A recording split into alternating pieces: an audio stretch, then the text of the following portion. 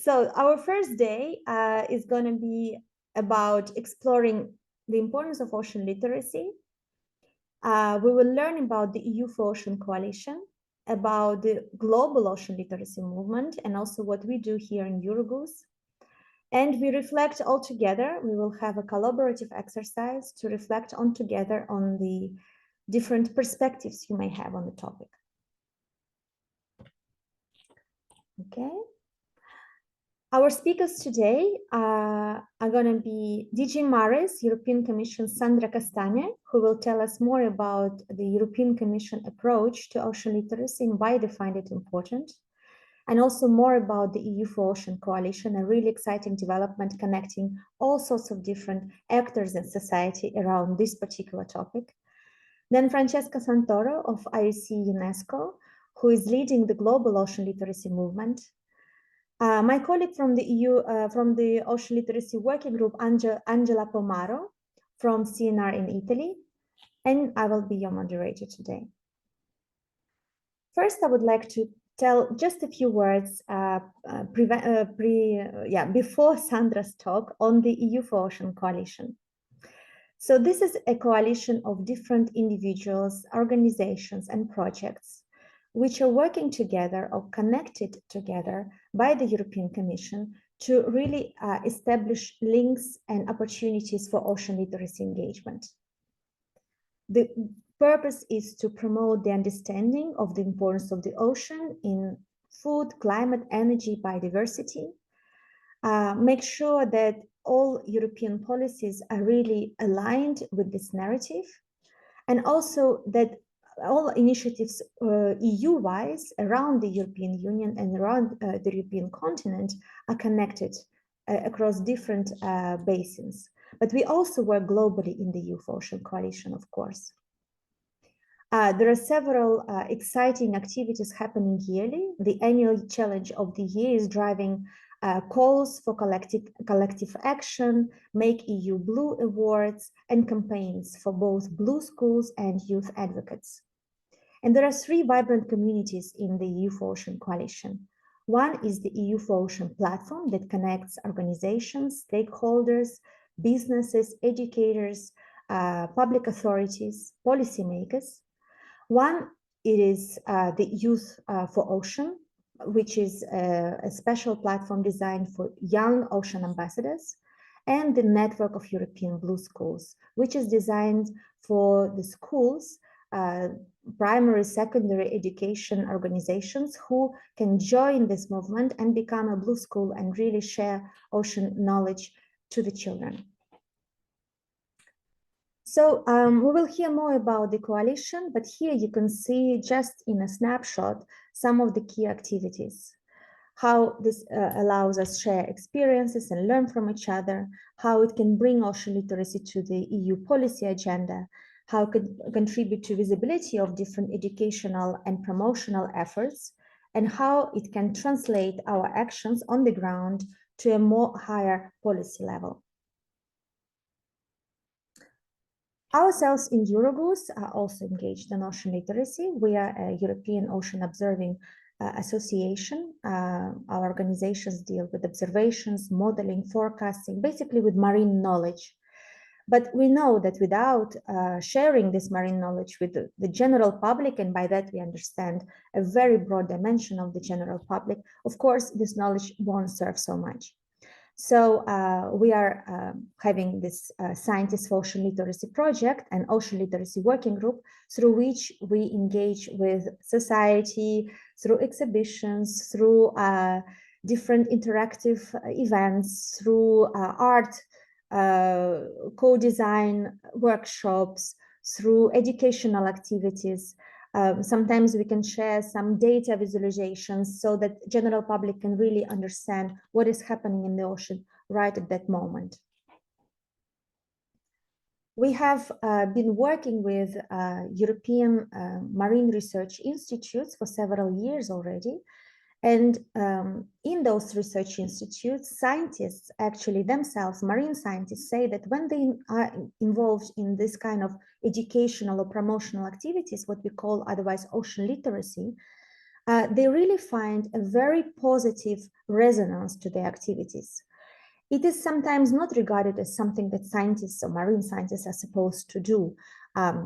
Why should they be talking to school children about their research? Why should they be talking to media? Why should they be talking to politicians? They like to sit in the lab or do their research at sea. But actually, when they go out of the lab and when they move from lab to action in ocean literacy, as our training is called today, they see a fantastic positive resonance for their work. They find that they become better communicators. They can much better understand how to translate the information into a policy context. They are getting to involve with young people, with people outside of their direct domain of intervention. They become more curious to how their research is regarded by others.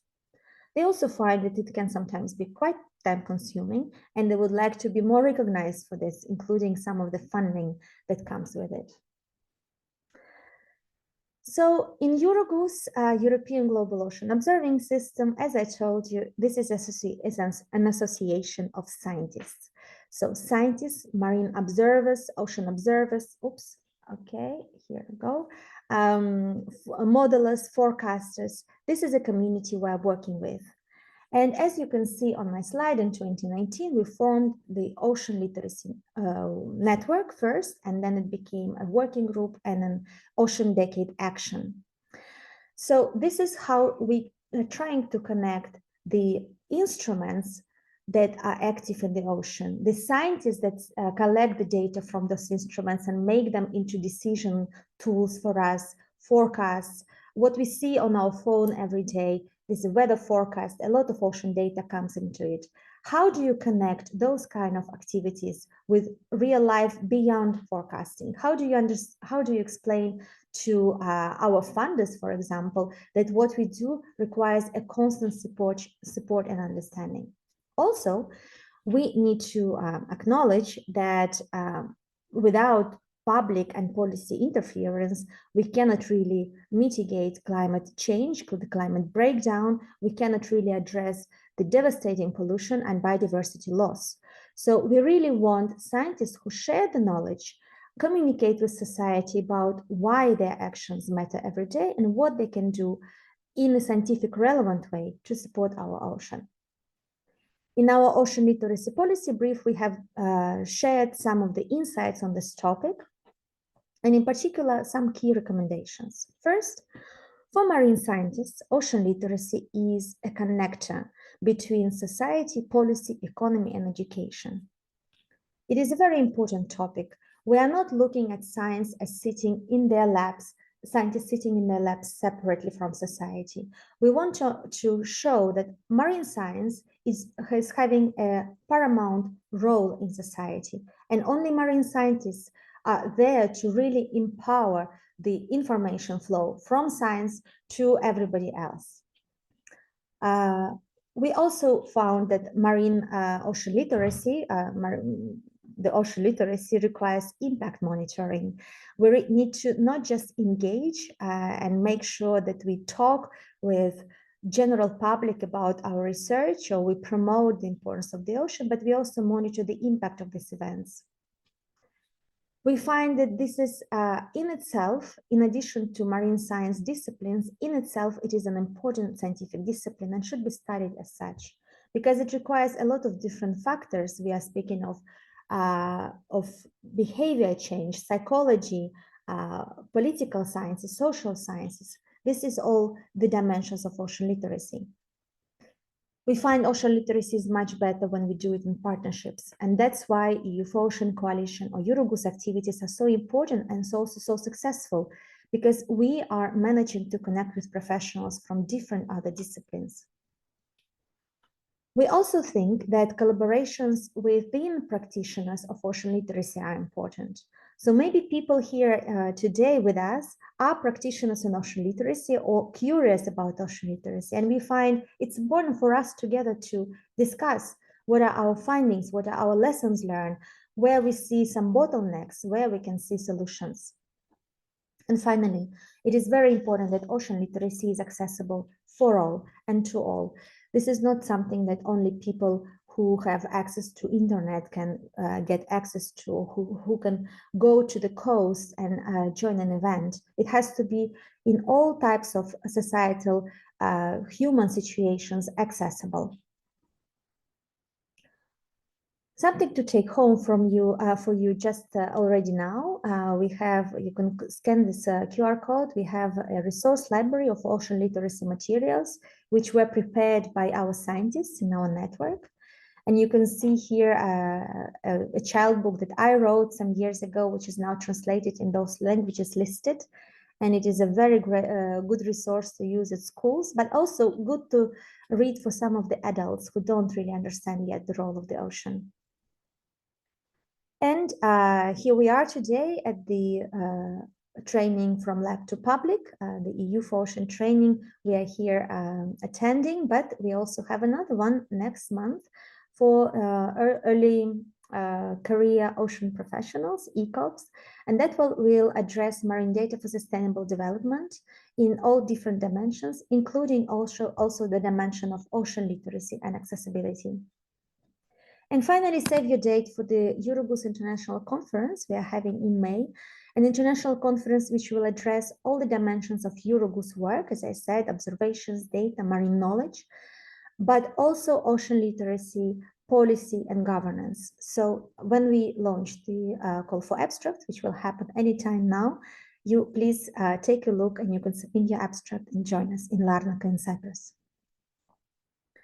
And now, please take your phones to scan this QR code, which brings you to Mentimeter. You can also use it on your screens, on your laptops or computers. If you go to Mentimeter and put in the code, which is here shared, and I will ask Anna Vittoria as well to share it in the chat, you will be able to access our poll.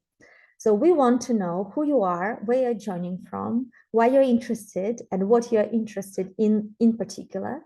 So let's meet. At this point now, I will stop sharing, but please, maybe just half a minute for you all to scan the QR code. I have 100 participants right now, so we hope to see 100 responses on Mentimeter.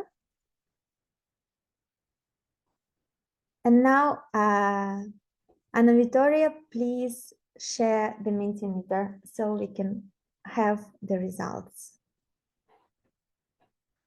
So where are you coming from? Very good.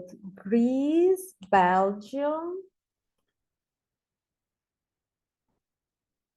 Tunisia. I see some of the people are not able to connect. Let me see on the back end.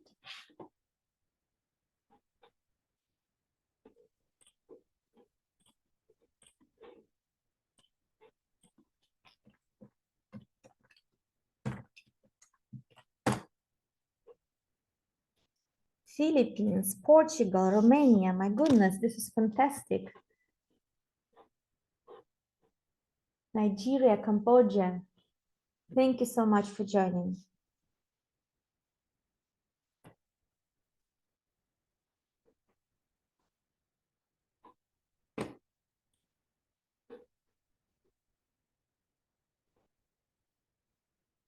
Okay, wow, this is wonderful. I see 51 response. Let's see if we can have more responses to the next questions. And we can move to the next one. I think I have activated the question on, have you ever received training in ocean literacy? I'm very curious in this one. Let's see how well trained are you joining us today.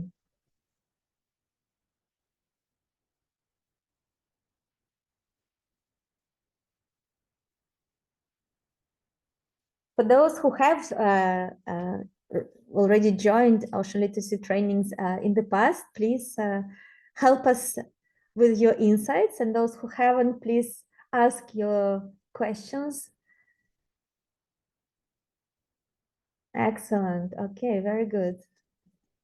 So the majority have not yet received any training in ocean literacy, but we do have a small part who have. Very good, 55 answers, but I want to have 100. Please, those who haven't joined, please join as well. And those who have, continue. We are moving to the next question. Where are you in your career?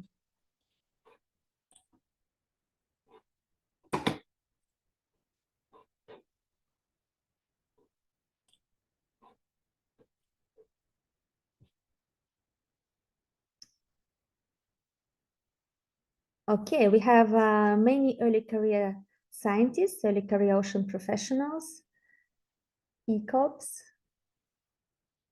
some senior managers, some students. Okay, very good, thank you. What is your field of expertise, study, or work?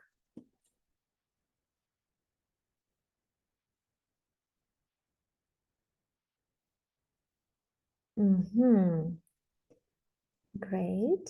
Mathematics, engineering, marine conservation, oceanography, ecology,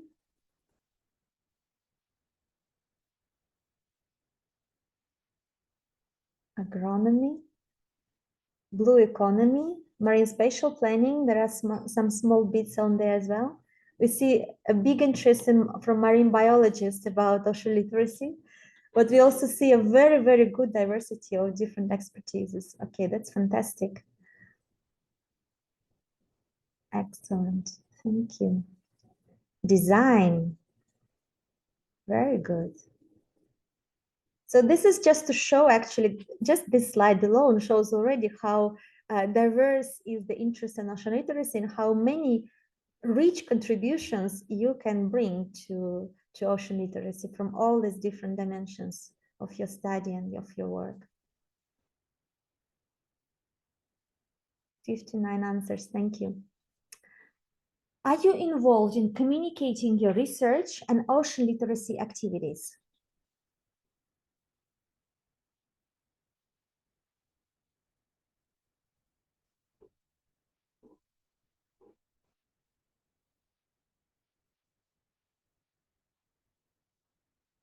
Okay, so we have some more involvement in lessons or workshops, conferences. We're going to speak about conferences a little bit tomorrow. Social media campaigns, exhibitions, school activities. Actually, all of them. Okay, policy dialogue is growing as well a little bit. Very good. So the majority are lessons, workshops, conferences, school activities, and social media campaigns. So maybe we can inspire more policy dialogue and exhibitions after this training. Okay, let's play some more. We have some more questions. Which ocean literacy activities have you been involved in?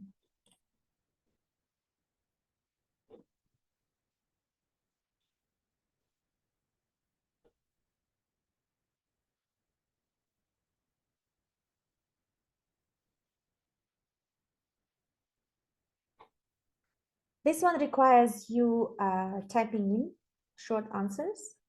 We really want to see more specifically the types of activities. Summer courses, workshops.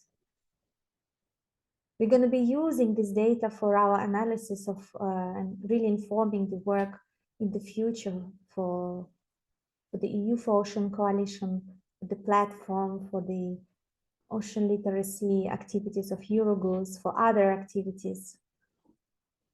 So please contribute. Hackathons, beach cleanups, social media content creation, great. Oh, high school curriculum, very good.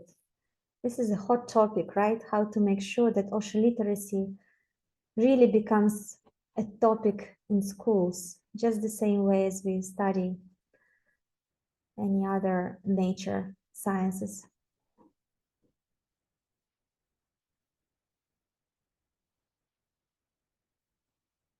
Fantastic.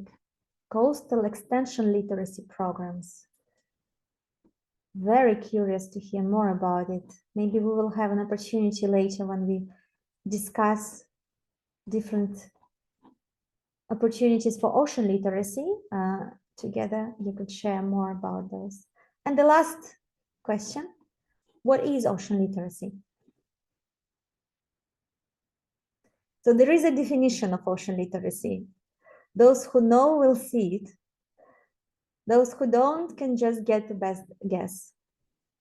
The thing is, ocean literacy is a terminology which is very specially designed for the English language. So not in all languages it makes sense. So don't worry if you don't find the right definition, the one which is shared internationally. We can also think of ocean literacy as ocean culture, ocean education. But I do see that most of you actually know the official definition. Very good. You came well prepared.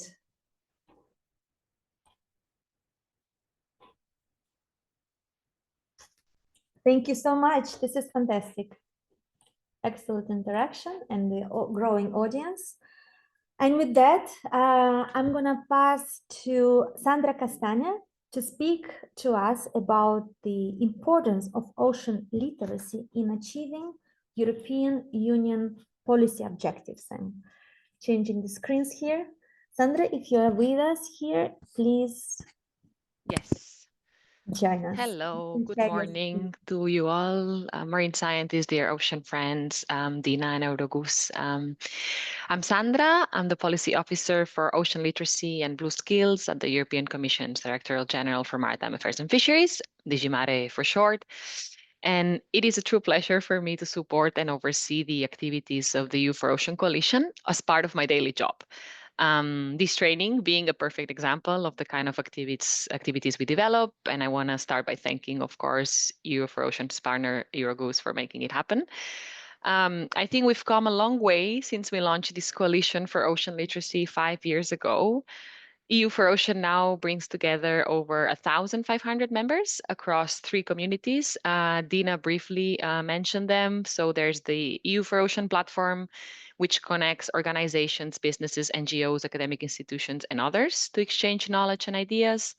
The second is a Youth for Ocean forum that empowers young people, young ocean advocates to develop their skills and use their voices for our ocean, also in policy making. And the third is the network of European Blue Schools, which in this case helps teachers bring the ocean into the classroom. If you're not a member of the coalition and you are based in the EU, I of course encourage you to join us. All the relevant information can be found on the coalition's website in the Maritime Forum, and I'll share the link in the chat in a minute.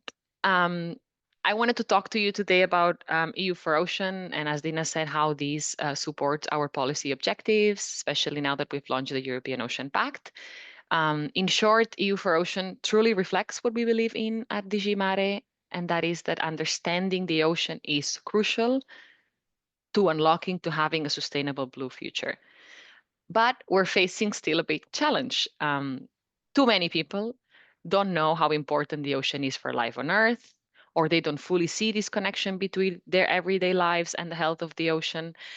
And we have realized along the years that it's only when people understand that they begin to care. And that's, when they care, when we care, that's when we make better, more responsible choices, either as consumers, as voters, as professionals, as citizens, or as policymakers. As most of you probably know by now, as I said, last June, we adopted the European Ocean Pact, which is a new policy initiative that brings together all other EU ocean-related initiatives under a long-term vision. The pact focuses on 3 main goals. First, to protect the ocean more effectively. Second, to support a resilient and sustainable blue economy. And third, to strengthen coastal, inland, and remote communities. But of course, none of these can happen without science or without people.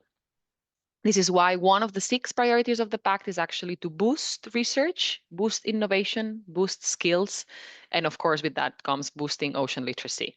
This is key because it's not only about gathering data, but it's also about ensuring that that data leads to action.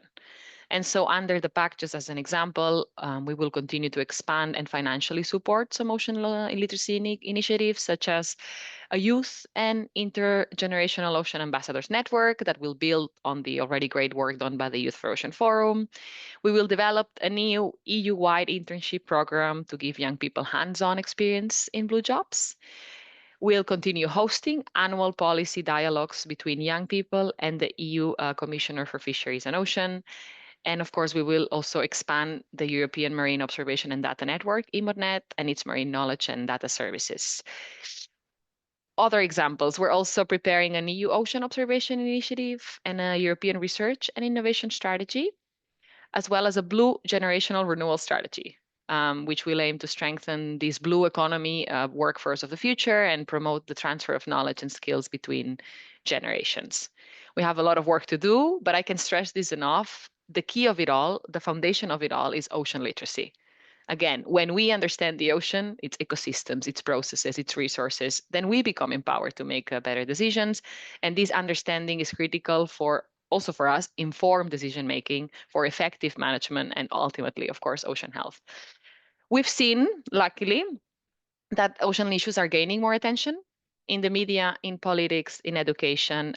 EU for Ocean has, of course, played its part, as has the EU's illiteracy team at UNESCO's IOC, led by Francesca, whose efforts have been key in advancing global ocean literacy. But it's crucial that we keep ocean literacy at the heart of our decisions. As I say, from sustainable consumption at home to bigger policy changes that we are advocating from our side, we need everyone to not just know about the ocean, but also to care and act on that knowledge. We really need everyone on board, and that includes you, of course. As researchers, as scientists, you truly are the bridge between science, knowledge, and society. Your work matters. It actually matters a lot. And the stories you tell about it matter just as much. The way I see it, you're not just gathering data, you're sort of shaping how we all then understand and better protect our ocean. Or we use it more sustainably thanks to the data that you guys and the knowledge that you provide.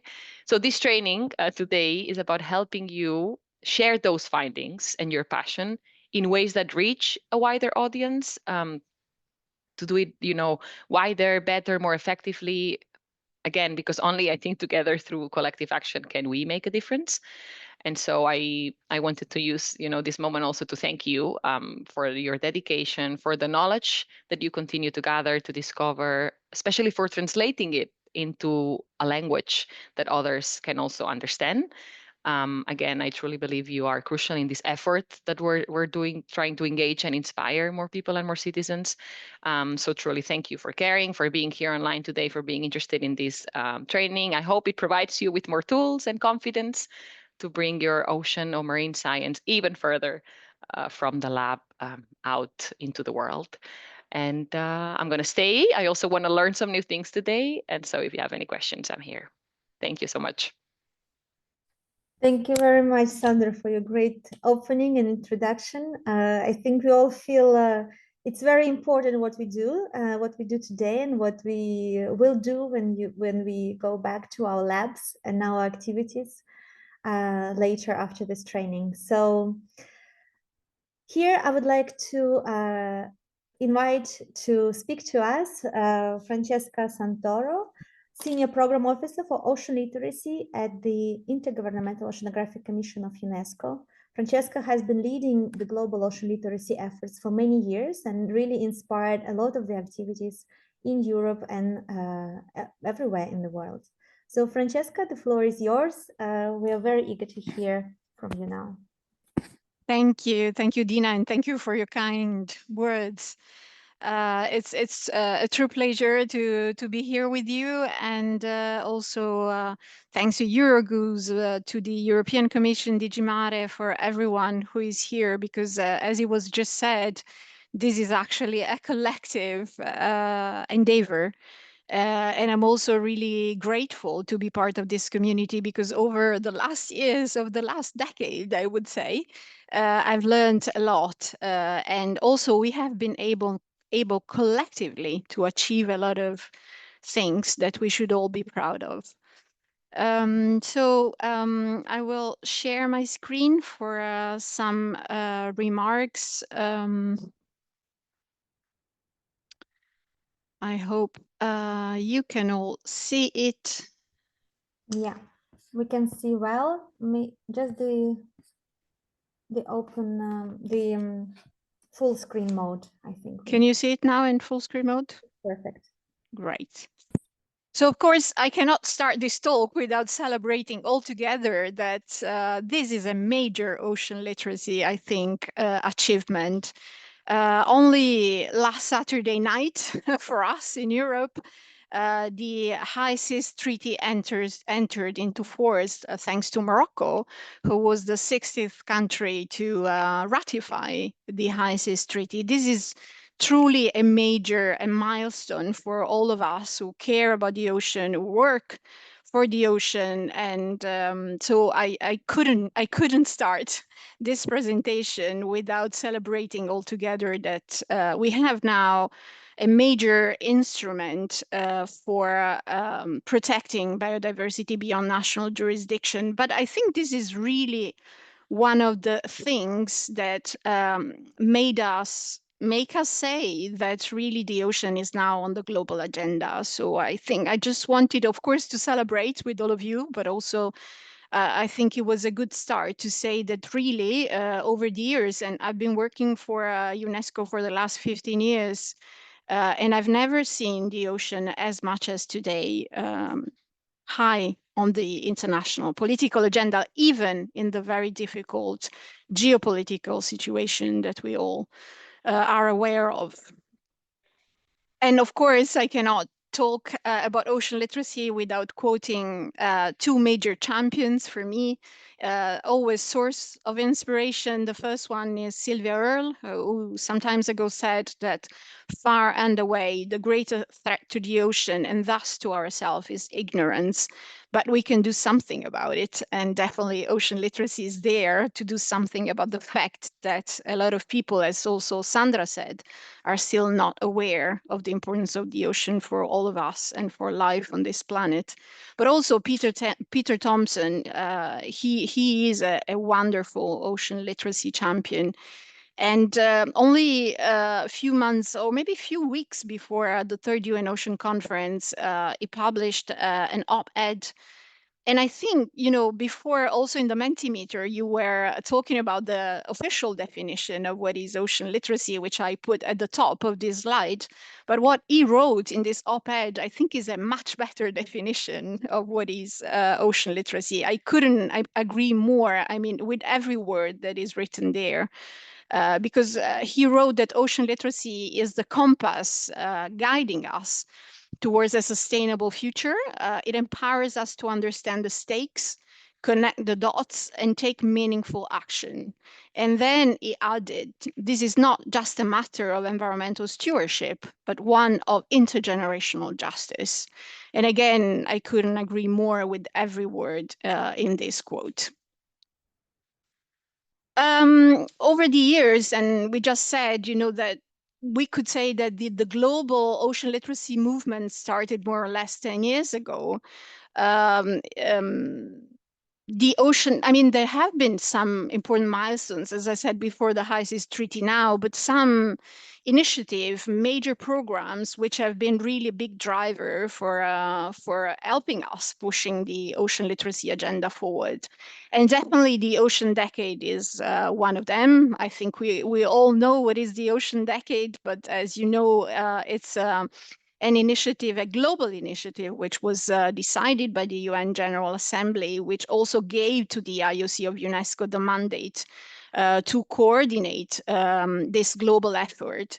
And this is very relevant for this community here gathered here, because it's really about making ocean science more relevant for the society as a whole. And I think, you know, we are midway in the implementation of the Ocean Decade, so we can already look back at the first 5 years and see what were the results. And I think one of the major results, at least in my perception, is that definitely people are more knowledgeable, and not the usual suspects, as we say, but people coming from so many different backgrounds. I think that's the most important merit of the Ocean Decade, which has been able to bring on board people coming from so many different backgrounds, including, of course, the private sector, finance, and helping everyone understand the importance of ocean science, but ocean science at the service of the society.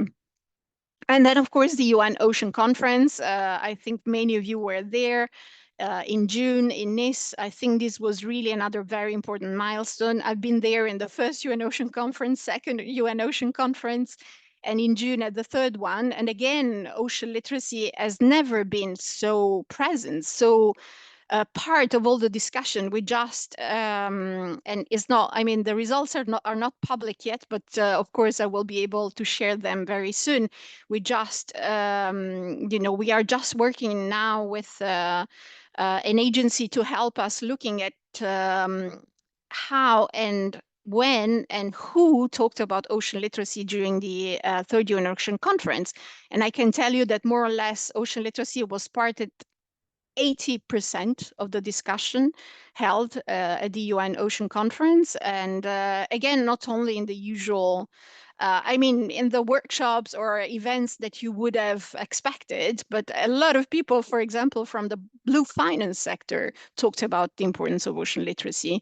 And for the first time in the political declaration, we have a paragraph, a specific paragraph dedicated to ocean literacy, which says that we call on states to promote awareness and education campaigns at local, national, regional, and international level to inform the public about the importance of maintaining an healthy ocean and resilient marine ecosystems.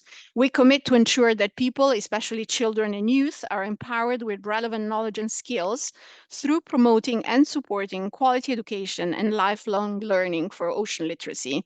Again, this is another success of this community, because when the zero draft circulated, ocean literacy was not there in January 2025. And thanks to the IOC group of experts on ocean literacy, we launched a petition, which only in a few days got more than 1,000 signatories. And then you can see in front of our eyes the results. So this community was really able to advocate in a successful manner for the inclusion of ocean literacy with a specific paragraph in the UNOC 3 political declaration. The areas of work of ocean literacy are really evolving quite a lot. This is something very dear to my heart. We know that education, blue education, is really key, but ocean literacy is much more than blue education. We work a lot and together also with the European Commission in the framework of the EU for Ocean Coalition with so many other topics. We do research, as it was mentioned before, education, but also we work a lot on empowering youth, and we work a lot at the interface between science and society. We do a lot of public engagement. We try to really get to every sector of the society, and we are also increasingly, the more and more, working with our colleagues from marine heritage, from ocean heritage, because this is a very, very effective hook to get more people on board. Some major, I think, areas that we have been able to succeed especially over the last year, I would say. We have been able, so to summarize all of these results, so the first area is policy mainstreaming and global recognition. As some of you know, ocean literacy has been moving into national policy, and Brazil is the first country recognized by us, by UNESCO, to commit to integrate ocean literacy into national curriculum, the Blue curriculum. That we launched in 2022. The ocean is placed, as I mentioned before, on the decade priority agenda. The 2024 Ocean Decade Conference produced the Barcelona Statement, which explicitly elevates social science and ocean literacy research to inform behavior change and ocean governance. Second point, as I mentioned, ocean literacy is institutionalized inside the Ocean Decade as one of the enabling factors for the success of ocean literacy. Ocean Literacy with All is one of the decade flagship initiative for ocean literacy, cementing ocean literacy as a cross-cutting enabler across decade actions. This program is one of those who has more projects endorsed under its umbrella. But also in 2023, we established here at the UNESCO Venice office the Decade Coordination Office for Challenge 10 of the Ocean Decade, and we called it Connecting People in the Ocean, and this will continue throughout the decade. Third, we were able to scale up a school and teachers network through the launch of the Global Blue Schools Network, which now is fully endorsed by the Ocean Decade as a project of the Ocean Decade. Here you can see a map of all the national networks of ocean literacy, but we can count on 2 regional networks, and of course one of them is the EU one.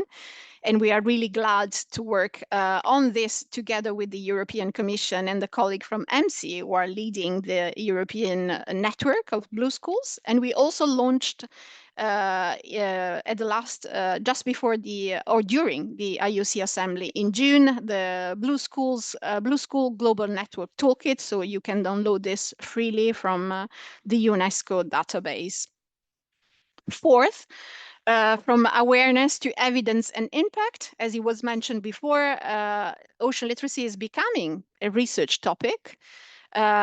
Research base matured. There are a lot of peer-reviewed articles, papers on ocean literacy related to behavior change, social science, policy outcomes, and also mapping future ocean literacy research priorities. We have new global measurement tools like the Ocean and Society Survey, which was developed by a lot of other champions, global ocean literacy champions, like Diz Glidero from Canada, Ronaldo Cristofoletti from Brazil, and many, many more.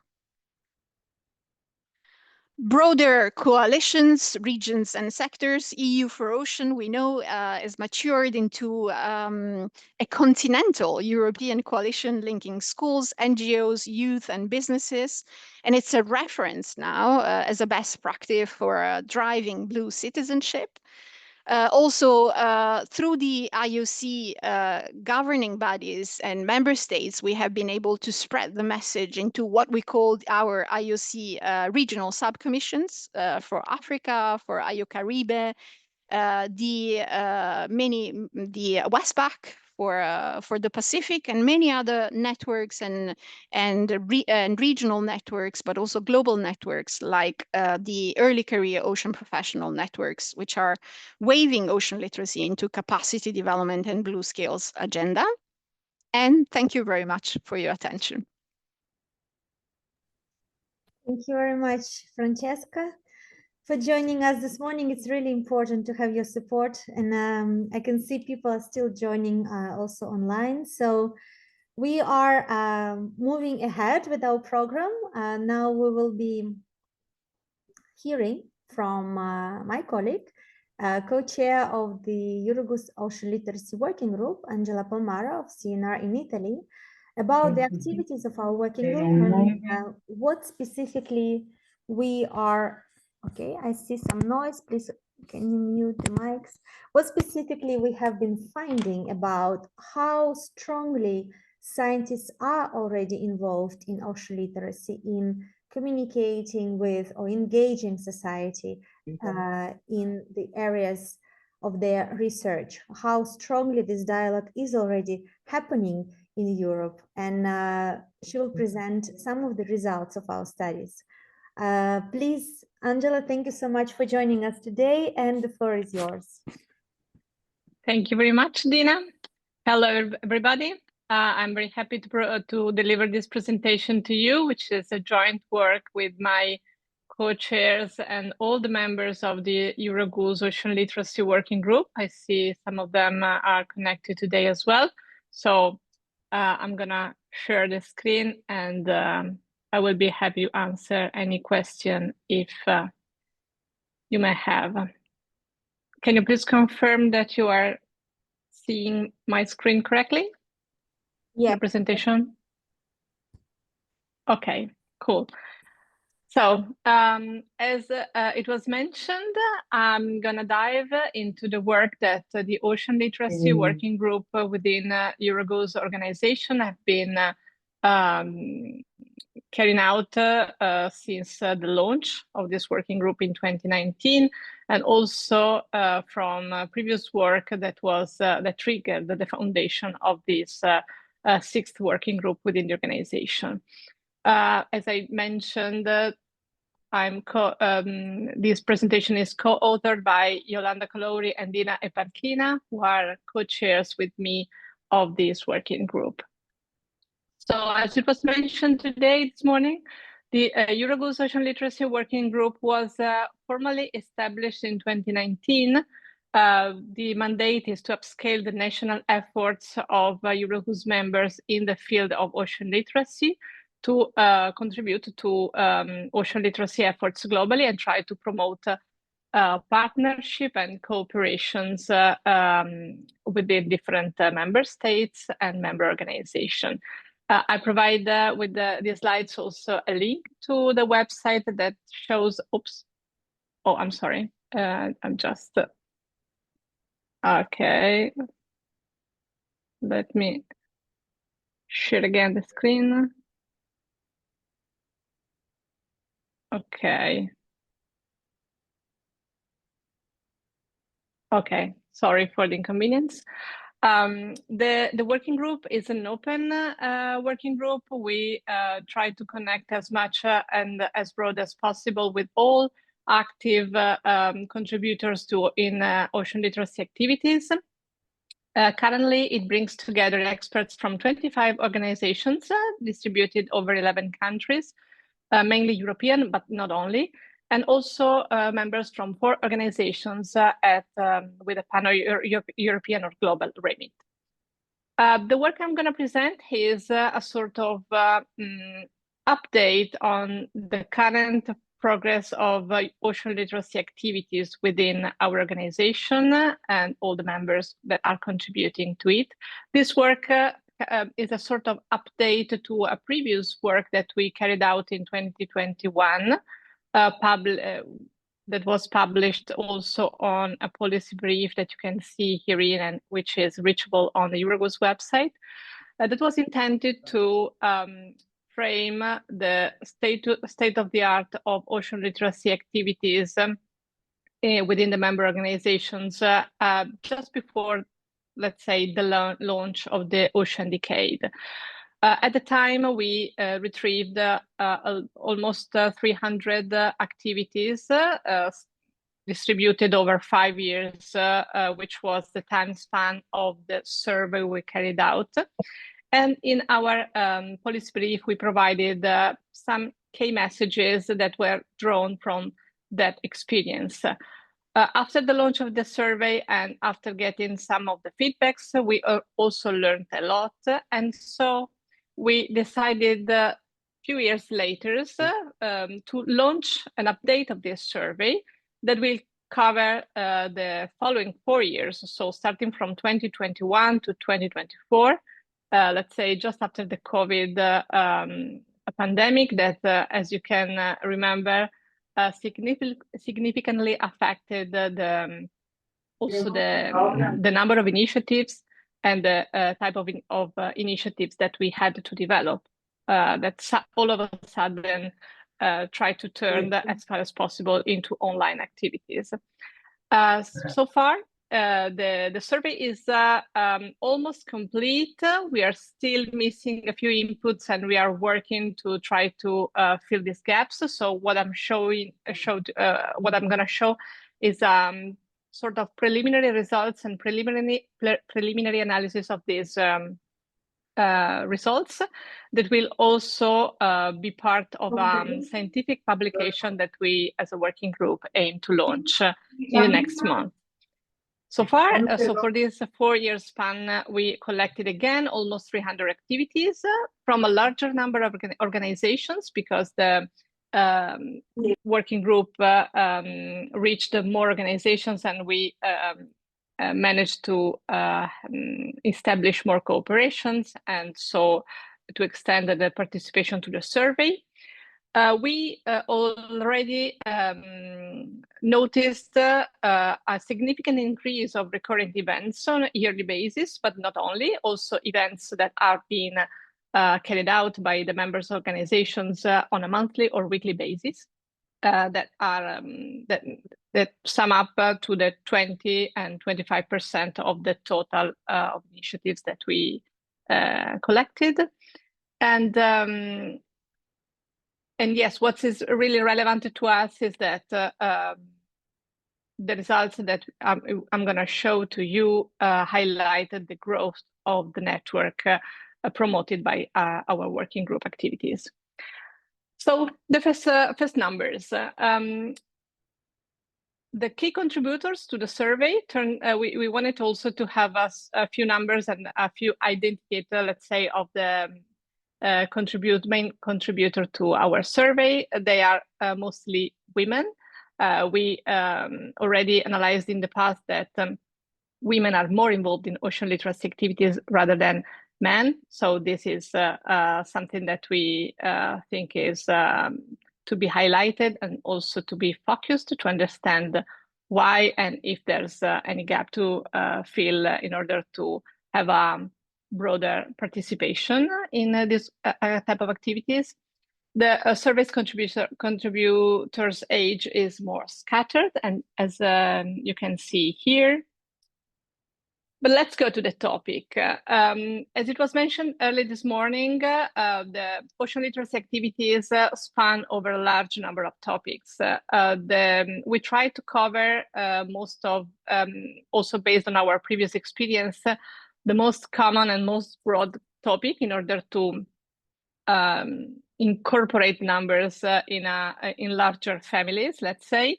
And here you can see how scattered and how distributed the distribution is. It is also, I would say, somehow homogeneous in terms of coverage of the different topics. We span from physical oceanography to biodiversity and ecosystems that has seen an increase also because Italy devoted a large effort in trying to put together all kinds of studies in this sector recently. Also, blue economy and sustainable development is showing an increase in coverage by ocean literacy activities. But you can see here many other different topics in these frameworks, and other collects all the more scattered entries that we received. I would like to draw your attention also to the increased number of events that are focusing on the promotion of diversity, intended as the encourage of pursuing STEM careers, or to understand how to promote gender balance and so on. We also analyze the distribution per type of activity. We define type as the, let's say, kind of activity, naming learning marine sciences, all those activities that are mainly carried out within schools, with university students, and so with a sort of strongly educational framework with experiences in the lab and so on. But we wanted also to have an overview on all other, the full effort that is carried out in the sector. For instance, we have a strong effort devoted to the creation of ocean literacy resources, where we consider resources, all those products that can be distributed, like games, books, toolkits, and all these educational products that can be also spread globally, thanks to the availability or thanks to the interest of different organizations in maybe translating that work and distributing that product. We have a large number of seminars, workshops, roundtables, and social events in general that are being carried out, and a significant participations or organizations of Open Day initiatives. Festivals and exhibitions include also the European Researchers' Night. So we see a large number of initiatives in these sectors, but as you can see, there are many other kind of initiatives like art and science cooperations, but also citizen science as a major and very relevant ocean literacy approach, especially for research institutions. We were also interested in understanding what is the domain of those activities. So if it is institutional, so some initiative that is intended to spread the research activities that are carried out within a specific research institution or meteorological agency or organization. But also we see that there is an increasing, thanks also to the launch of the Ocean Decade, number of ocean literacy projects that are now arising and that were not present in our original survey 5 years ago.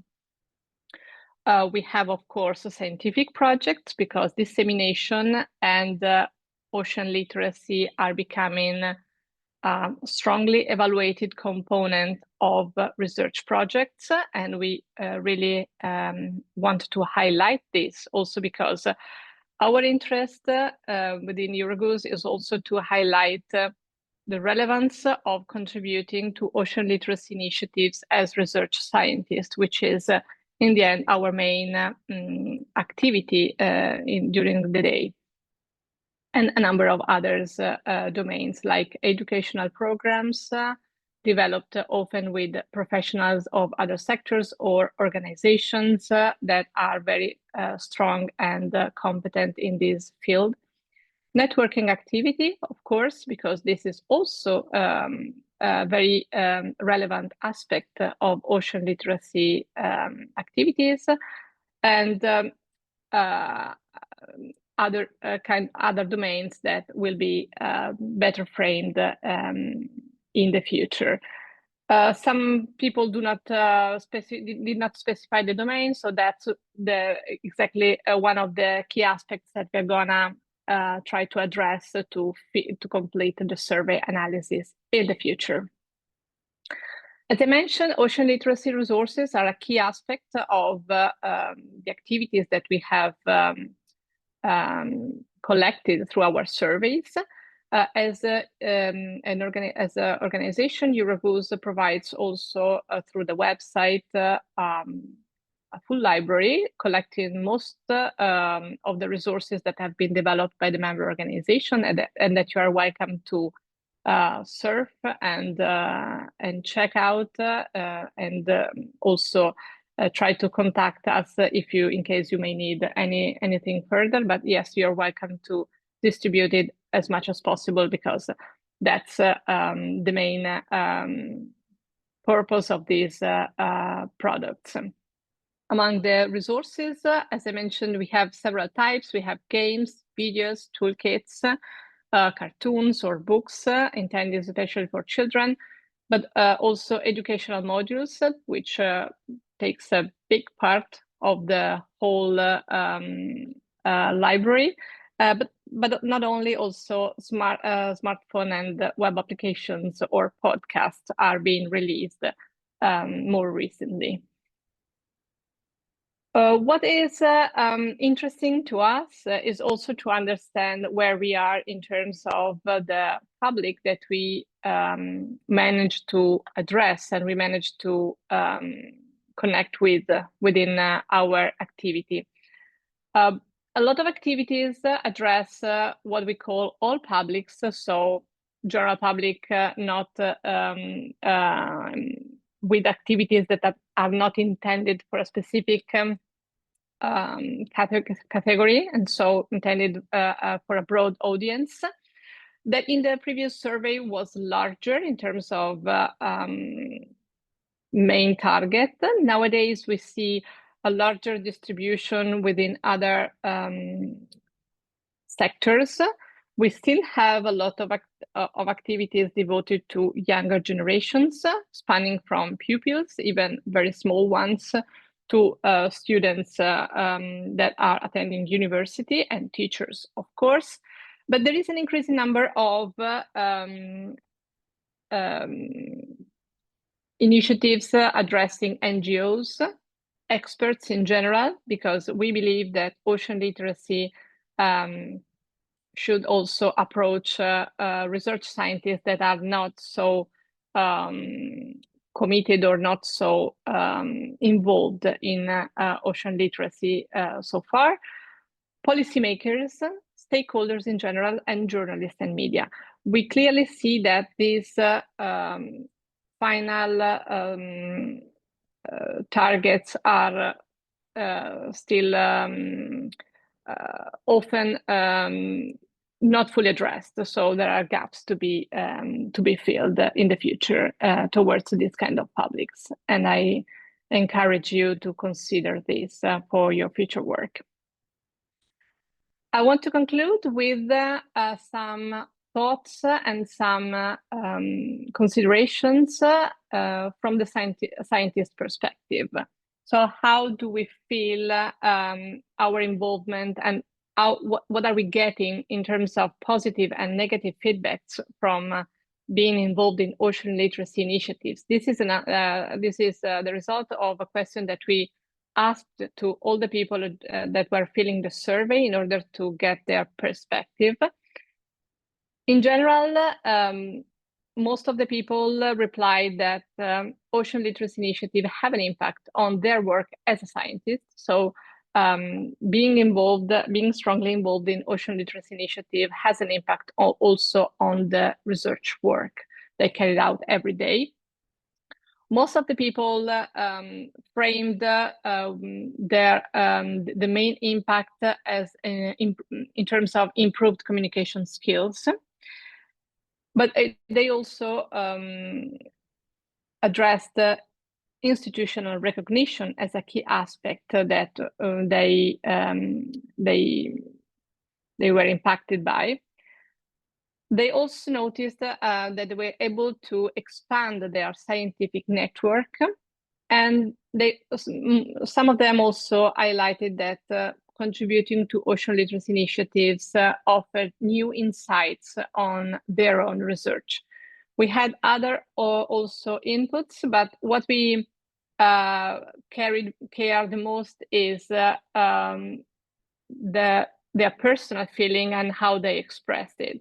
Most of them, I'm going to show you briefly some of the messages that we get. They all recognize that collaboration is critical in this kind of initiatives for different reasons. I will leave you the slides if you want to dive more into these the various inputs.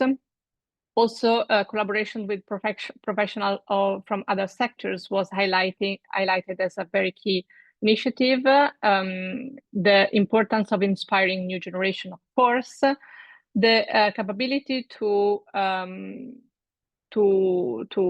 foster self-criticism in the meaning of what they are doing as research scientists, but especially in communicating sciences and in making those results accessible to all.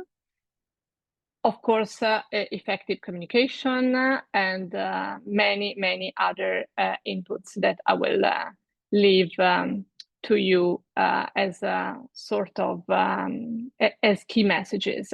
Gratification is definitely one of the essential aspects that all of them highlighted.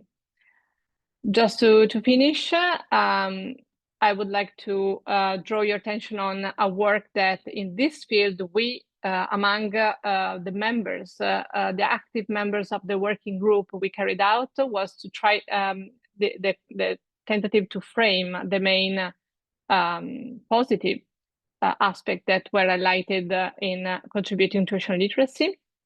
And this is a very short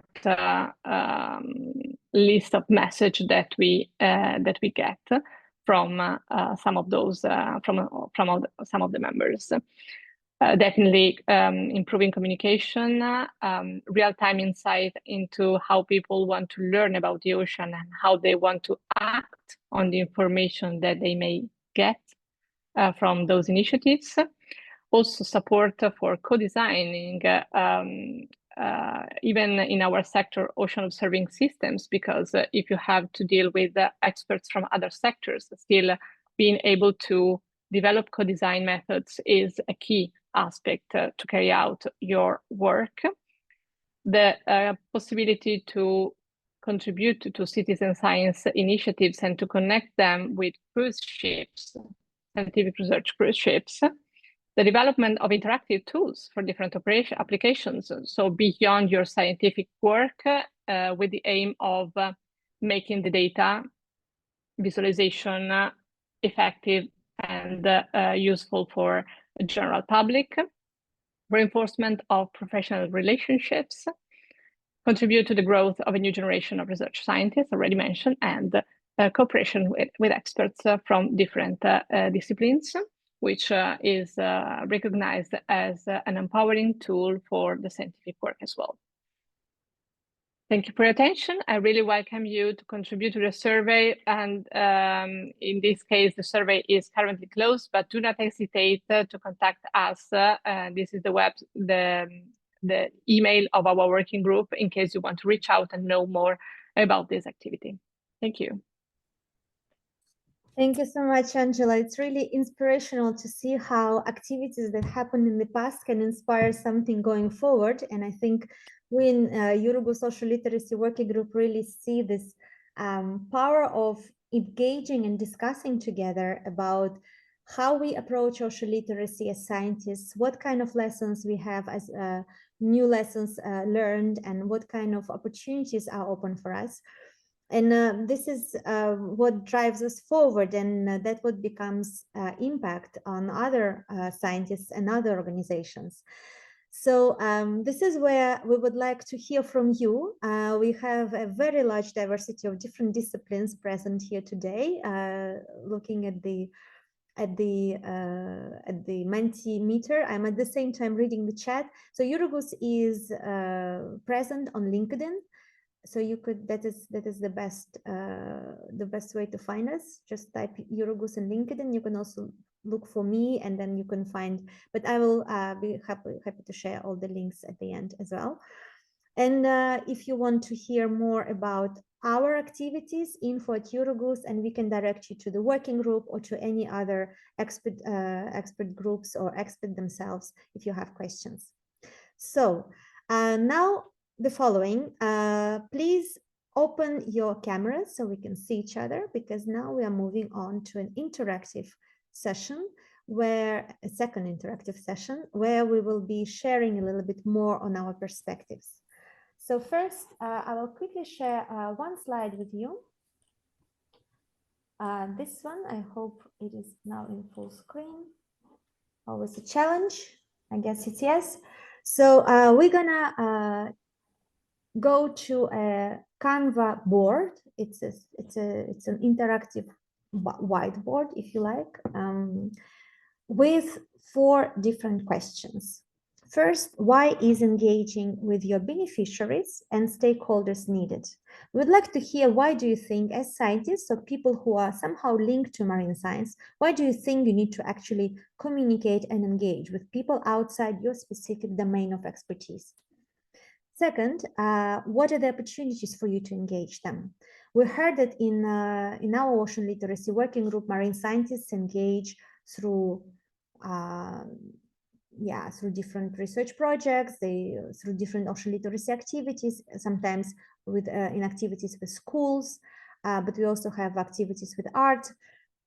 What are your opportunities to engage them? Actually, in our network, we also have scientists who go for a pint of science in one city in Spain. They have an evening activity once in a while where scientists are going to a local bar to talk to people about marine science over a pint. So this can be all different ways to engage.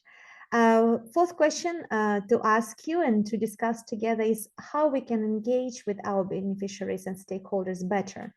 Is it by drinking beer, or is it by talking about science, or maybe is it doing something that is not necessarily linked to marine science per se? Maybe, yeah, collecting marine litter or drawing together, and that can break the barriers between us, and that can get this information and human connection going, which is ultimately what we want to achieve, to change how we relate to the ocean. And finally, what does the success look like when we engage with our audiences, with our beneficiaries, with our stakeholders? So I'm going to stop sharing now. And I'm going to ask Anna Vittoria to share the details of the Mentimeter of the Canva screen in the chat. And I see it's already there.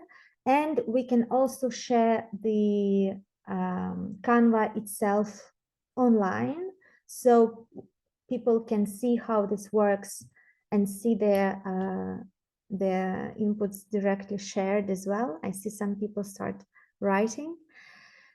So we have around 30 minutes for this. So I suggest about 7 minutes per quarter. Let's focus first on why engaging with your beneficiaries and stakeholders needed. Try to think about the first question. Why is it necessary? You can see that you can grab very easily a post-it and write something down. You can make it a bit bigger, a bit smaller. We at the back end will be also trying to organize these post-its so they are better aligned with our questions. If you have a question, please shoot. And I will be very curious to see your faces as well, if you want to share your screens. And I see many of you, not screens, sorry, if you want to put on your cameras, you can see some of you have already done it. It's good to see you working and reflecting on those things. So why is engaging beneficiaries and stakeholders needed at all? Maybe we should be sitting in our labs as scientists and do our science and just be happy with that. But we can't sit still. We want to restore our relationship with the ocean through connecting with society. Let's speak about this. It is really great also to see different names appearing, and I can see how big the crowd is behind this screen I'm seeing in front of you. We are currently 111 people. We were 130 at some point of the morning. This is a great show today, and we hope to retain many of you in the coming days as well. While you are typing, we also have tomorrow and Wednesday 2 hours of training. We will speak more about lessons and activities to how actually become better communicators, tricks and trade secrets you can use when you are speaking with audiences. And you will also hear a lot about resources you can use, some that are existing online and freely accessible, but maybe you don't know about them. Finally, for those who attend all 3 days, will receive a certificate of attendance of this training. So next time when a similar training, when you are asked, have you attended the training? You will be able to say, yes, I attended the EU for Ocean training by Eurogoose, and you will have a certificate that we will provide to you. And you can use also to show something maybe to your employees or your promoters at the university. Thank you so much for your active participation.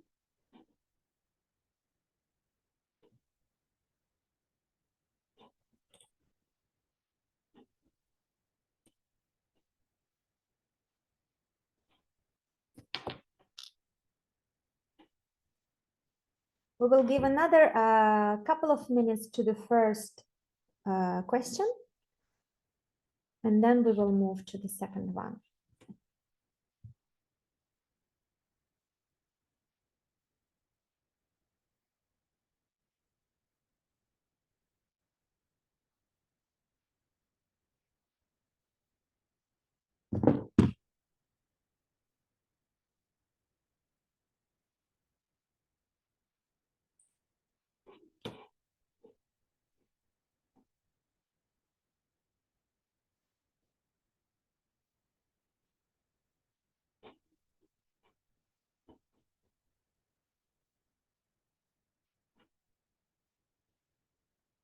So among the answers that we are getting,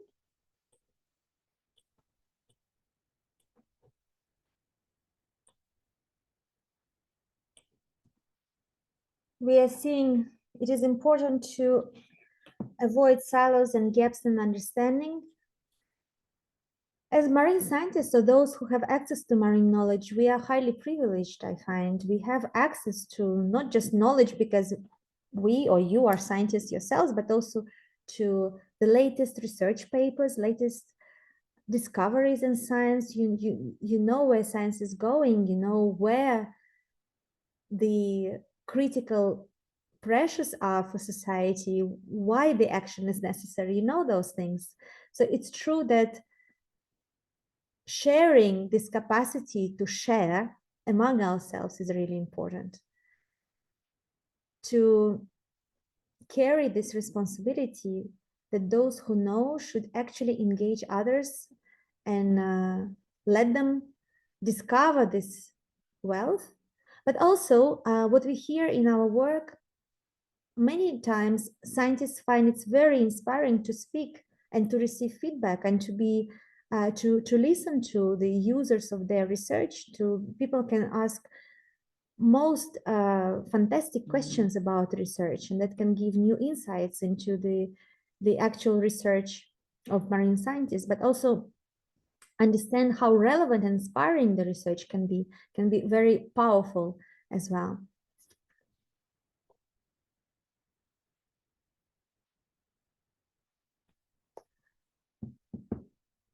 Okay, we also see that it's important to show the success of our activities, because when we engage outside of our direct zone of influence, it really shows that we are making an impact.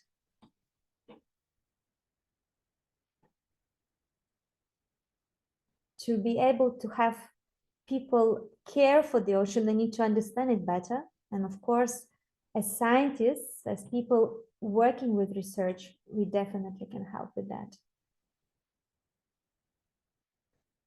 We're moving to the second quadrant now. I see many of you have already. What are your opportunities to engage with your beneficiaries and stakeholders? It's a vast amount of people. We can say, oh, my research is important for blue economy. Okay, are you actually speaking with businesses? The thing is that ocean literacy approaches, tools, ocean literacy narratives can really help you speak to those kind of audiences. And a lot of the activities that we are doing already in Europe and globally are helping to train scientists to engage at this level. To establish the connection, to disseminate research outside of the research realm, to share the knowledge, to give back to the public what the public gave us through the research funding. Absolutely agree. Thank you very much for your active participation. I see 62 people, or even more actually. No, 60, almost 70 people. Yeah, 65, 67 people on Canva board right now. We will be very careful to record everything, and we will publish a summary of this training that you will all receive, of course, but not just you. As we are speaking outside of Silas, we will send it to lots of different contacts. We will take care to inform also research funders and policymakers of these outcomes, showing how much capacity there is in the scientific community to advance ocean literacy.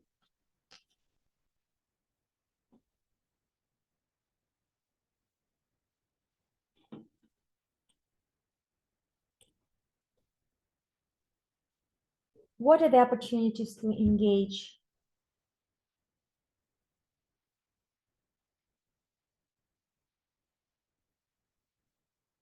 Working with public administration,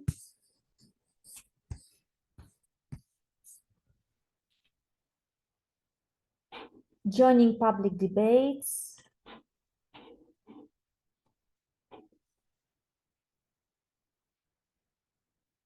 working together with local communities and associations. These are all great ideas. Engage with early career researchers as well. And we could see that many of you here today are early career.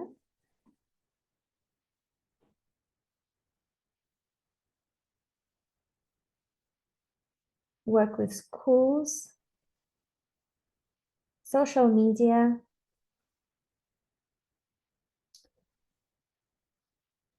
It's important that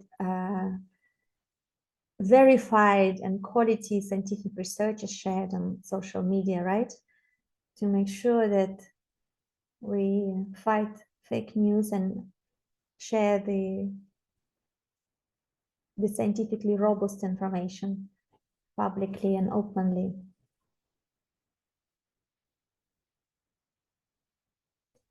Direct communication with specific group, I see here, Milita, thank you.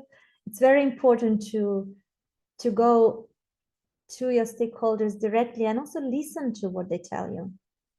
We're not just sharing the knowledge for everybody. We want to share it in a way that is engaging and that we can actually learn from each other. There is a lot we can learn from our beneficiaries if we listen to them.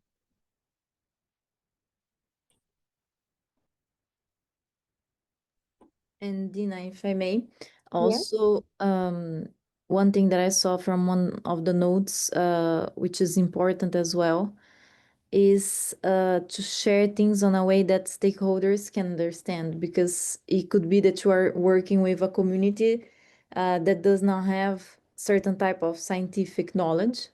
So ocean literacy can also serve in this process and communication as well as a tool for translating that scientific knowledge, but also for us to learn with them, because I believe there is much that we can learn as well from communities that later can or support the scientific process or policy processes. And yeah, so I would say it's a double, it has a double work Learning here from each other, yes. from both sides. Thank you, Anna Victoria, absolutely. That's a great addition. Learning from each other is really, really important. Not sitting in the ivory tower of science and thinking we know everything. Actually, we are only experts in a very specific area of expertise. So once you speak to anybody else, just a little bit outside, you already have to speak very common, very simple language. And ocean literacy is one way of breaking this barrier, because here we should be speaking simple, layperson language, without jargon, but also sharing the same passion, the same interest in the ocean, which can be really a uniting element. Also sharing our experiences. The experiences are different, but they are really making us feel the human connection between us and our beneficiaries. So I see we are moving already to the fourth one, and thank you for that. So how can we engage? Let us see what we have here. Many answers already.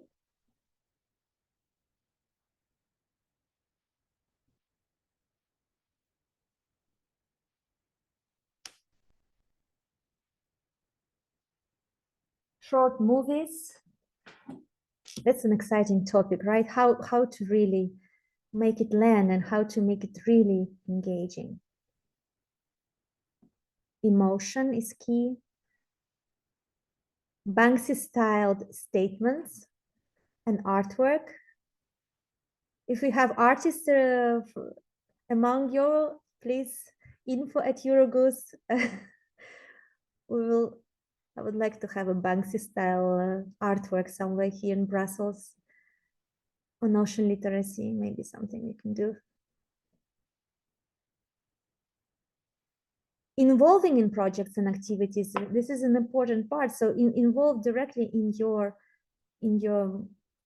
project work, not in the results of the work, but in the work itself, right? That's what we call co-design. Anything else you see, Anna Victoria? Do shoot. One thing I see, which is important as well, and it's present here, is to communicate in local languages, because many of the science done today, it's also, well, in English, but when you work again with a community, or you need to engage with this community in your process, you have to use their language, and also find ways later to communicate not only the outputs of this science, but all of the process, how it will be done, the transparency behind the science. I think is important as well to have it translated, not only the final process of the science, which is what is actually generally done, but also why is it served, why this research is being taken, how it would support this community to create a policy, for example, to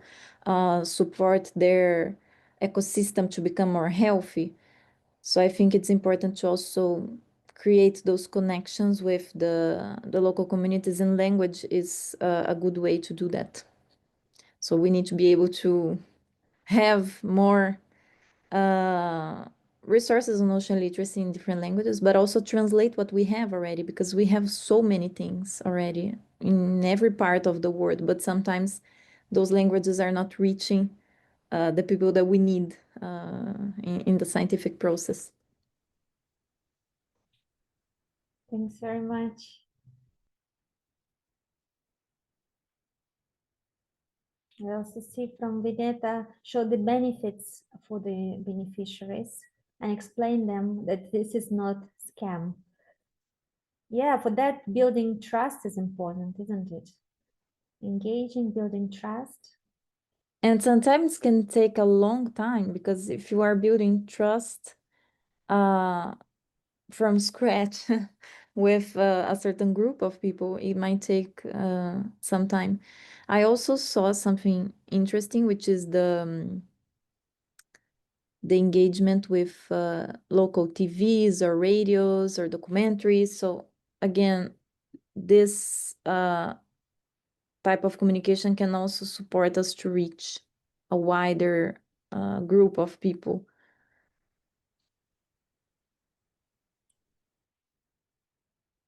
Absolutely.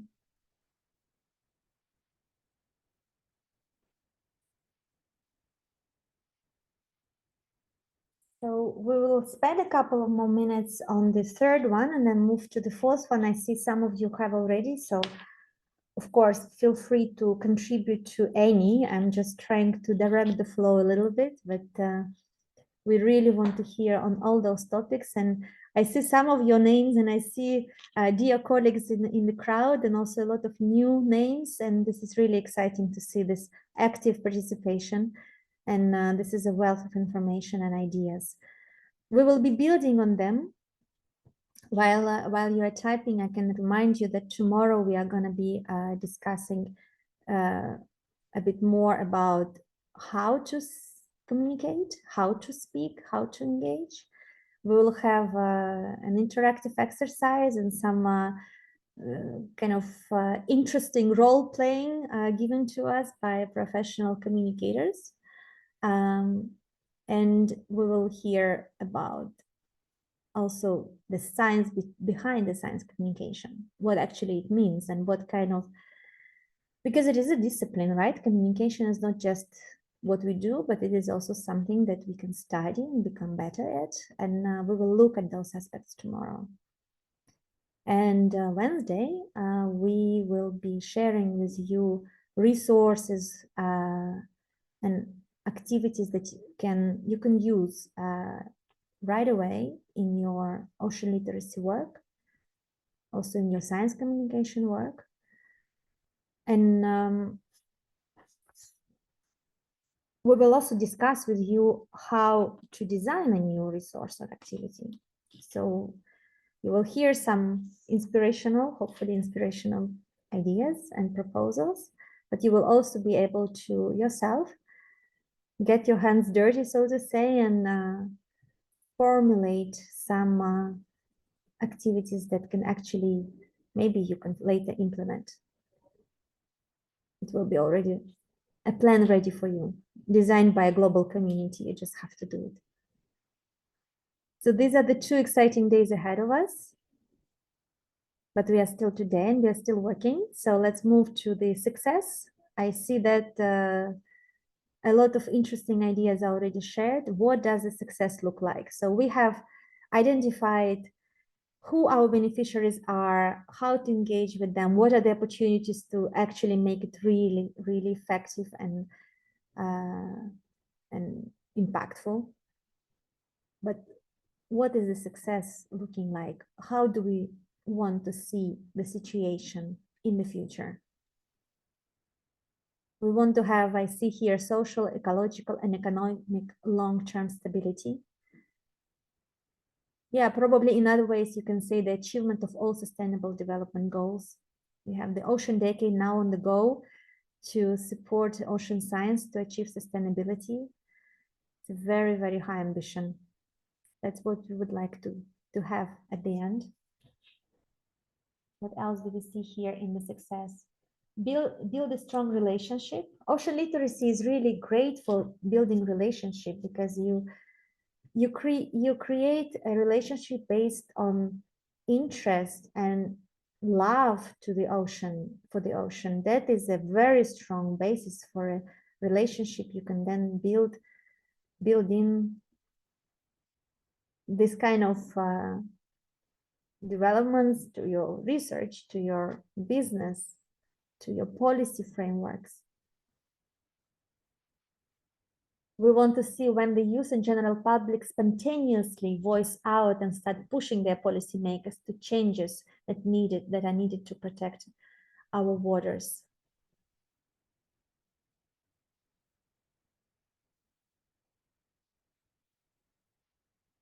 Empowered communities. Conscious daily actions. Yeah, what is also interesting about ocean literacy, it is also a reflection on ourselves, right? Ocean literacy is not just about knowing something, but also about behavior. How this knowledge informs your behavior and how it makes you more responsible about your behavior. Changing mindset about everyday life. These are great ambitions.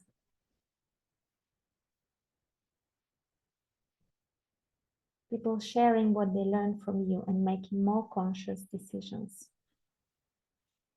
While you're still typing, I want to open the floor. So a little open mic moment. And those of you who wish to share some perspectives, I would like to hear you say it yourselves. And it will be very, very nice to hear many voices and hear what you're thinking. So first, or maybe what you learned just now, seeing what the others are putting in. So on what is engaged, on why is engaging your stakeholders and beneficiaries needed? Does anybody would like to take to unmute themselves and share these perspectives? Maybe a point that you'd like to highlight from what you put on the board.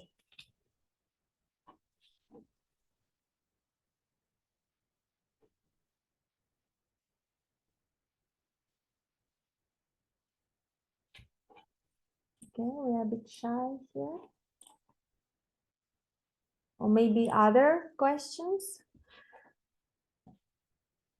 Maybe you would like to share what this kind of exercise inspires you, or what it makes you think from your own experience. For example, you were working with beneficiaries in a certain way and achieved a certain result. We will be still discussing it during the 3 days training, but if you want to share it already now, you can.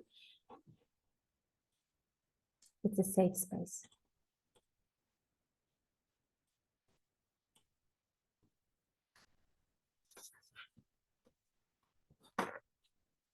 It is true that co-writing in silence is also a very, very good opportunity, because we just kind of have this numerous dialogues at the same time. We see the others putting something in, and resonating to each other across these different post-its.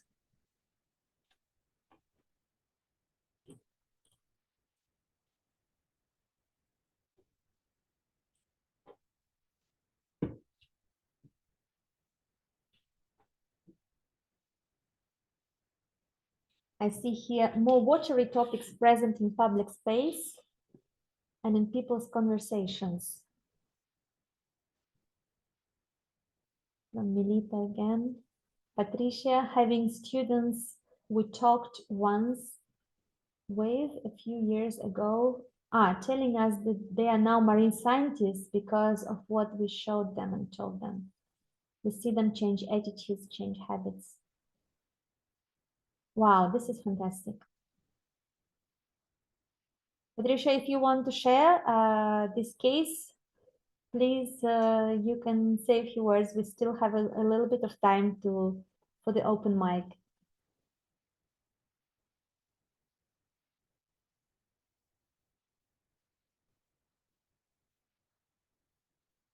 We also have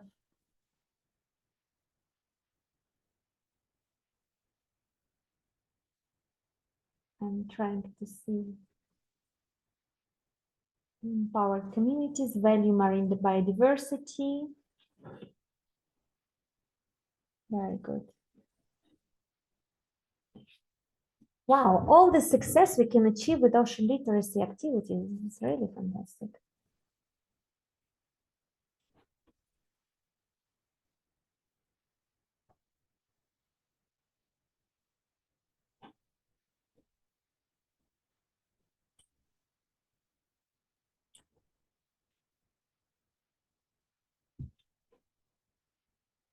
Guild relationships.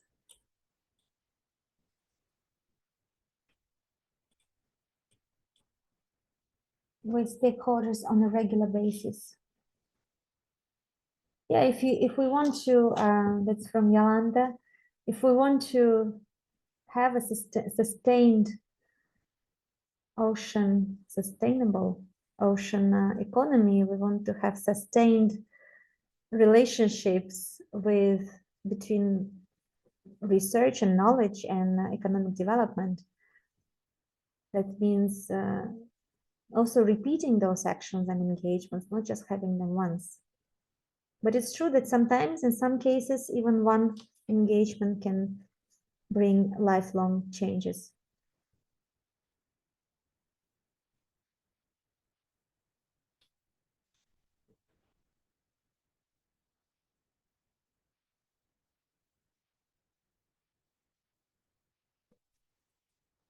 Desire of people to be invested in more projects. Yes, grow ocean literacy action, have more partners engaged, and also maybe from more disciplines, right? Not just across different marine science disciplines, which is in itself already a challenge. We tend as scientists to stick with the same kind of discipline where we know things, and it's not so easy for oceanographers and biologists to work together maybe, or for observers and modelers, but here we are really speaking of engaging way outside. And this can be really, really, maybe not so easy, but very, very inspiring, because we can understand that we actually care for the same thing. And we can have a much, much stronger impact when we act together.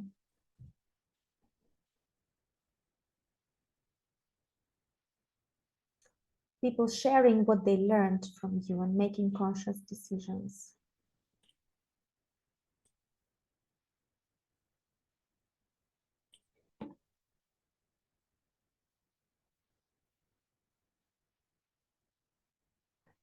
Start locally, regional, national.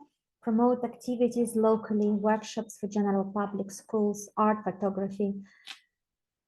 From Christina. Yes, absolutely. This is a good way to start locally. And anyway, when you engage with beneficiaries, you don't engage with some kind of abstract form or type. We engage with specific individuals. So actually engagement very often is very, very specific and local, whereas the impacts are somehow broad and global. That's what is so powerful about ocean literacy, that small steps and sometimes very local steps can actually have a true global relevance. And we heard a lot about this from speakers today, from the European Commission, from UNESCO, and also from our own Ocean Literacy Working Group in Eurogous.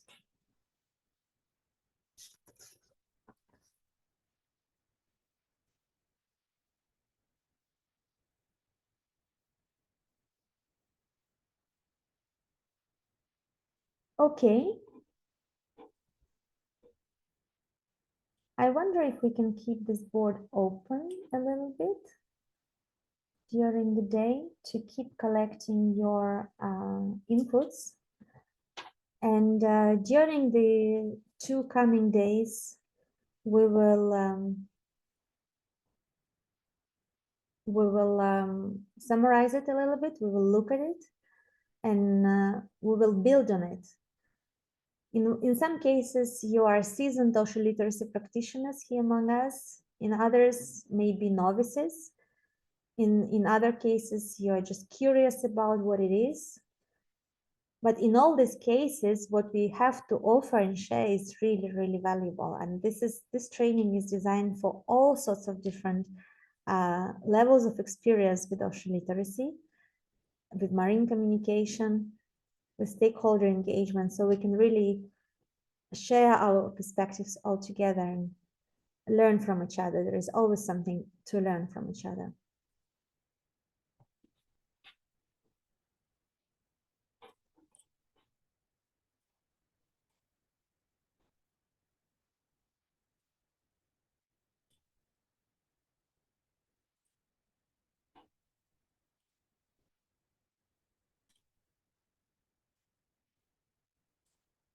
So now I'm sharing a reminder with you about the days 2 and 3. So tomorrow, Tuesday, at 10 o'clock Central European Summer Time, please come back. We had nearly 130 people today. Maybe we will have more. Let's see. We will discuss how to make stories with your science. Develop a critical overview of science communication, but also what is science communication as a discipline, science behind science communication. We will develop or build or enhance some practical skills in creating clear and engaging messages. We'll have a hands-on workshop for that, which will be given by a very, very seasoned science communicator. I'm not revealing names because I want you to come tomorrow and discover everything for yourselves. And we will also have an interactive debate. We feel that telling stories from science is a really powerful way to engage. Scientists have a lot of stories, and not just the story of how equipment went wrong when you went on a research cruise, but also stories of their discoveries or failures in their discoveries, and lots of different things that maybe as scientists we don't necessarily think they are so exciting, but actually for general public, for non-scientists, it can be absolutely fantastic and absolutely original to hear this kind of stories, what it is to do marine science. And on day 3, we will show you more ocean literacy tools and case studies. We'll look at various online resources you can just grab and use. We will have another hands-on experience to design activities together. And it is really important you join day 3, not just to learn about the resources, but also try to co-design together an activity. Imagine if you want, in ocean literacy context, design something with people you don't really know so well. And that's often what we say is important for co-design. Let's practice it all together on Wednesday and see how we can, with a new crowd, design something in a very short time, something that really makes sense. And I think that this kind of activities maybe will be later implement it. Maybe you can just grab this idea and go and set it live. And we will also reflect on key takeaways on how to integrate ocean literacy, marine science, marine knowledge, public engagement, marine science communication into your work, and how to use all these experiences of each other and these inspiring findings every day going forward. So I will stop sharing now.